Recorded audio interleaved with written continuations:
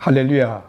여러분이 눈을 뜨시면 말씀으로 하루를 여는 새벽에 복된 시간이 기다리고 있을 겁니다. 이렇게 마라세 시간을 가지면서 하나님의 음성을 듣고 하나님의 말씀이 어떻게 나에게 다가왔는가 이해된 그리고 깨달은 하나님 말씀을 삶의 현장에서 그대로 적용하고 실천하고 사는 겁니다. 그리고 일과를 마친 다음 가정에 돌아오시면 온 가족들이 말씀 앞에 옹기종기 모여 앉아 하나님 말씀을 읽는 것입니다. 우리의 목표는 1년에 1독입니다. 그래서 창세기부터 계시록까지 성경을 읽어나가는 365일 바이블 미팅 시간을 갖게 됩니다. 이 바이블 미팅 시간을 도와주기 위하여 또 하나님 말씀을 그냥 읽는 단순 지식적 차원이 아니고 성령의 감동과 감화 또 신학적인 문화 역사적인 백그라운드를 갖도록 돕는 책별 성경 공부 시간이 있습니다. 창세기는 어떤 책인가? 누가 저술을 했는가? 또 대상은 누구인가? 뭐 특징은 뭔가? 이렇게 책별로 성경 공부하는 시간 약 6분에서 10분 정도 소요되겠는데 이것을 먼저 하고 난 뒤에 책을 이제 책별로 성경을 읽어나가면 하나님의 음성이 더 아주 구체적으로 또 자세하게 우리에게 가슴으로 이제 다가오는 말씀이 되리라고 생각합니다. 이렇게 책별 성경 공부 신구약 66권 그 시간을 여러분 잘 활용하셔서 신앙적으로 건강해지고 성숙한 크리스찬이 되는 복된 역사가 있기를 기도합니다. 오늘은 시작과 기원, 구속사의 첫 출발을 알려주는 창세기를 공부하겠습니다. 창세기가 뭡니까? 무슨 뜻입니까? 왜 하필 창세기라고 이름을 지었을까요? 이것을 알려면 히브리인들의 간섭과 문화를 이해할 필요가 있습니다. 히브리인들은 보통 책의 첫머리에 등장하는 단어나 저자 또는 주인공의 이름을 따서 이 북 타이틀, 책 제목을 정하는 관례가 있습니다. 창세기도 마찬가지입니다. 창세기 1장 1절에 보면 태초에 하나님이 천지를 창조하시리라. 이 태초에라고 하는 단어가 이게 등장하지 않습니까? 히브리어로 베레시터, 영어로 in the beginning을 따서 책 제목을 정한 것입니다. 창세기의 뜻이 뭡니까? beginning, 시작이라는 것, generation, 세대, origin, 기원이라는 뜻이 있습니다. 여러분, 이 창세기는 언제 썼습니까? 여러분, 누가 기록했나요? 모세가 저자이죠. 느보산에서 임종을 앞두고 백발이 성성한 노인이 BC 1406년 이전에 어느 날 기록했을 것이라 신학자들이 추측을 합니다. 그런데 그 경험만은 정말 백전백성의 영적인 거장 이 모세가 이 창세기를 쓸 때는 그 저술한 목적이 있을 거예요. 그 기록 목적이 뭡니까? 크게 세 가지로 정의할 수 있습니다. 첫째로는 하나님이 우주 만물을 창조하셨다는 거예요. 그리고 주관하고 섭리하신다. 그 유일하신 하나님을 잘 경외하고 섬겨야 된다고 하는 유일신 신앙관을 넣어주기 위해서 창세기를 썼고요.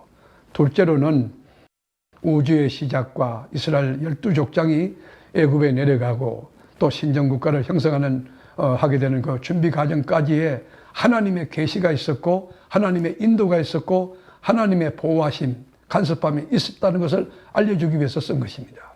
그리고 마지막 하나는 무에서 유를 창조하신 하나님이 하나님의 말씀을 어기고 타락한 우리 인간들이 죄와 허물 속에서 신음하고 있을 때 여인의 후손인 예수 그리스도를 통하여 새 생명으로 구원해 주신다는 구원의 복음 메시지를 계시하기 위해서 이 책을 썼다라고 학자들은 이야기합니다. 그렇습니다.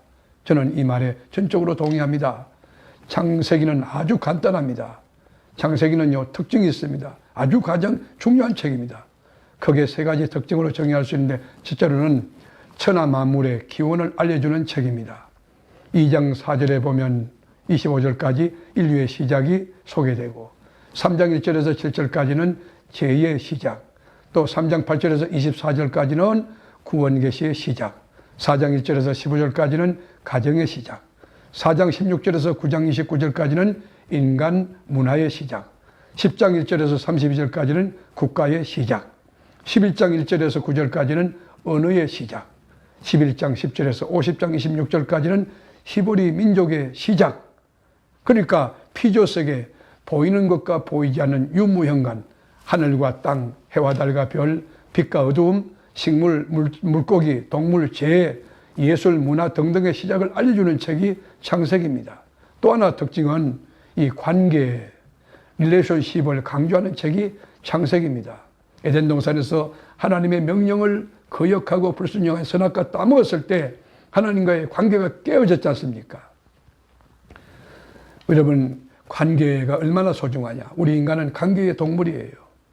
여러분, 하나님과의 관계, 자신과의 관계, 이웃과의 관계, 자인과의 관계, 관계의 소중함을 깨우쳐주는 책이 창세기라고 정의할 수 있습니다. 그리고 세 번째는 유일신간을 강조하는 책입니다. 신은 딱 한 분뿐이라는 거예요. 유일하신 하나님 뿐이라는 것입니다. 창세기에는 많은 신들을 인정하는 다신론을 부정하고 있습니다. 또 신이 없다고 주장하는 무신론도 거부하고 부정합니다. 또 모든 만물에 다 신성이 있다고 하는 범신론도 부정하고 거부합니다. 오직 유일하신 하나님만이 참 신이라고 하는 것입니다. 그래서 창세기 14장 8절에 보면 하나님을 이렇게 묘사합니다. 지극히 높으신 하나님이라고.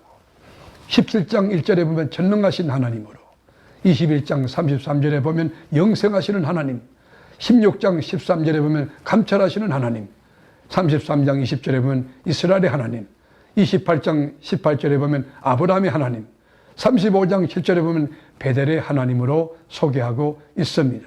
창세기는 총 50장으로 구성되어 있습니다. 그런데 그 내용을 크게 두 내용으로 분류가 가능한데, 첫째로는 1장부터 11장까지 보면 4대 사건이 소개됩니다. 무엇이죠? 천지창조, 천지창조한 것, 그 다음에 타락한 사건, 홍수사건, 바벨탑 사건이죠. 그리고 둘째로는 4대 족장 이야기입니다. 창세기 12장에 아브라함을 하나님이 부르시고 네가 갈대우르를 믿음으로 떠나 순종하기만 하면 땅도 주고 자손도 주고 네가 복이 될지라. 이 블레싱, 세 가지 언약을 주셨습니다. 그리고 이 창세기는 요셉이 죽음으로 막을 내립니다. 이것은 임박한 애굽의 노예 생활을 암시하고 있는 것입니다. 창세기를 통해서 하나님이 천지 만물을 창조하고 우주를 다스리시는 참신, 유일하신 신임을 우리가 인정하고 고백하고 그분을 믿음으로 여러분이 하나님이 약속한 이 언약이 아브라함에게만 아니라 나에게도, 모세에게 아니라 우리에게도, 이삭만 아니고 우리 가정에도 임하는 그런 말씀의 주인공이 되지 않으시렵니까?